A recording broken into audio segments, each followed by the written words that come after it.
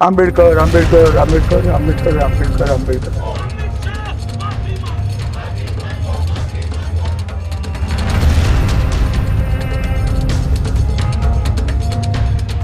नमस्कार, मैं हूं आपके साथ राखी लांबा और आप देख रहे हैं एनएमएफ न्यूज। राहुल गांधी चले थे अंबेडकर की विरासत पर सियासत कर कांग्रेस को जिंदा करने, लेकिन अंबेडकर का मुद्दा राहुल की वजह से कांग्रेस के लिए ही तबाही बन गया है, क्योंकि बीजेपी के साथ साथ मायावती मैदान में कूदी और राहुल गांधी के खिलाफ ऐसा खुलासा कर दिया, उनकी टी शर्ट पर ऐसा बयान दिया कि कांग्रेस नेता मुंह छुपाने पर मजबूर हो गए हैं। दरअसल अंबेडकर को लेकर बवाल करने वाले राहुल गांधी की नीली टी शर्ट पर तंज कसते हुए मायावती ने एक्स सोशल मीडिया पर लिखा, संविधान को जगह जगह लहराना, नीला रंग पहनना आदि दिखावे की सस्ती राजनीति। ये सब करने के पहले सत्ता और विपक्ष दोनों को अपने दिल में पड़े संकीर्णता, जातिवाद और द्वेष आदि के कालेपन को साफ करके पाक साफ करना होगा, तभी इन वर्गों का और देश का भी सही हित संभव है। मायावती की भड़ास यहीं खत्म नहीं हुई। उन्होंने कांग्रेस बीजेपी पर तंज कसते हुए एक के बाद एक पोस्ट किए।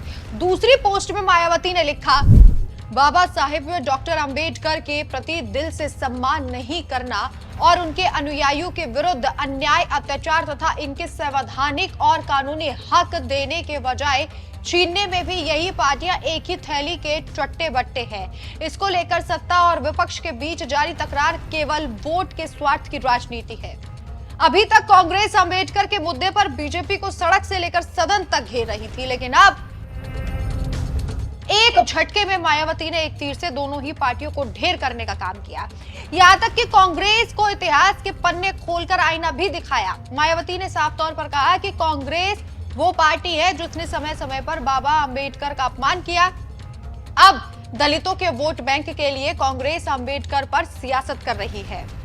जिस प्रकार से बाबा साहब के प्रति कांग्रेस पार्टी के असंख्य रहे गलत कारनामों को इनके अनुयायी अभी तक भी भुला नहीं पाए हैं और ना ही ये कभी कांग्रेस पार्टी को माफ करने वाले हैं, चाहे ये अपने कितने रंग ढंग व चाल आदि भी क्यों ना बदल लें। इतना ही नहीं बल्कि कांग्रेस पार्टी ने बाबा साहब के देहांत के बाद तो इनके नाम को व संविधान निर्माण में रहे इनके अहम योगदान को भी इतिहास के पन्नों से मिटाने की भी पूरी कोशिश की है।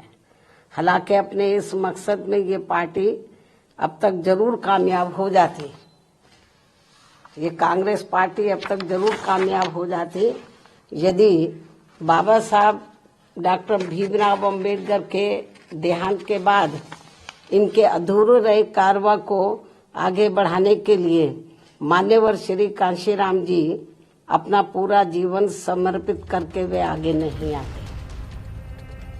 मायावती के मोर्चा खोलते ही कांग्रेसियों के साथ साथ संसद में नीली टी शर्ट पहनकर निकले राहुल गांधी और नीली साड़ी पहनकर निकली प्रियंका गांधी के हाथ पांव फूल गए हैं, क्योंकि सारी नौटंकी पर पहले तो धक्का मुक्की कांड से पानी फिरा और अब मायावती ने असलियत दुनिया के सामने लाकर रख दी। आपको बता दें कि जब संसद का सत्र चल रहा था, अमित शाह के अंबेडकर वाले बयान पर कांग्रेस ने बवाल काट दिया था। राहुल गांधी से लेकर प्रियंका गांधी तक नीली टी शर्ट और साड़ी संसद परिसर में प्रदर्शन करने के लिए पहनकर पहुंच गए थे। ये दिखाने की कोशिश थी कि हम अंबेडकर की विरासत पर चलने वाले लोग हैं, लेकिन जब इतिहास के पन्ने खुल गए तो कांग्रेस का पूरा चिट्ठा निकलकर सामने आ गया, क्योंकि जो लोग अभी अंबेडकर के अपमान की बात कर रहे हैं, उस कांग्रेस ने तो अंबेडकर को अपनी कैबिनेट के लायक भी नहीं समझा था। दरअसल ये बात तो सबने सुनी है कि नेहरू ने अंबेडकर को अपनी कैबिनेट में शामिल किया था, लेकिन ये नहीं सुना कि किसके कहने पर। दरअसल नेहरू ने अंबेडकर को अपनी कैबिनेट में महात्मा गांधी के कहने पर शामिल किया था। ये तो सिर्फ शुरुआत है, क्योंकि ये लोग तो ऐसे लोग हैं जो अक्सर यही कहते हैं कि संविधान अंबेडकर ने नहीं, नेहरू ने दिया था। साल 2006 में जब देश में यूपीए की सरकार थी, तो उस समय एनसीईआरटी की किताब में कार्टून छपा था जिसमें दिख रहा है कि बाबा साहेब अंबेडकर स्नेल जैसी संसद में आकर बैठे हुए हैं और पीछे से नेहरू उन्हें कोड़े मार रहे हैं ताकि गति पकड़ सके।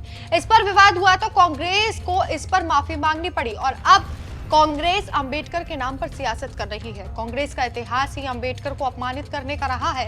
कांग्रेस ने अंबेडकर को जीते जी इतना अपमानित किया कि उन्हें चुनाव में हराने के लिए पूरी ताकत झोंक दी थी, जिससे 2 बार अंबेडकर चुनाव हार गए थे। और तो और जब कानून मंत्री बने तो नेहरू ने दबाव बनाकर उनका इस्तीफा तक ले लिया था।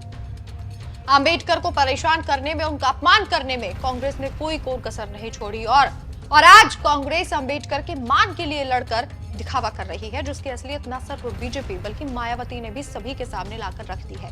इस खबर पर आपकी क्या राय है, हमें कमेंट करके जरूर बताएं। नमस्कार।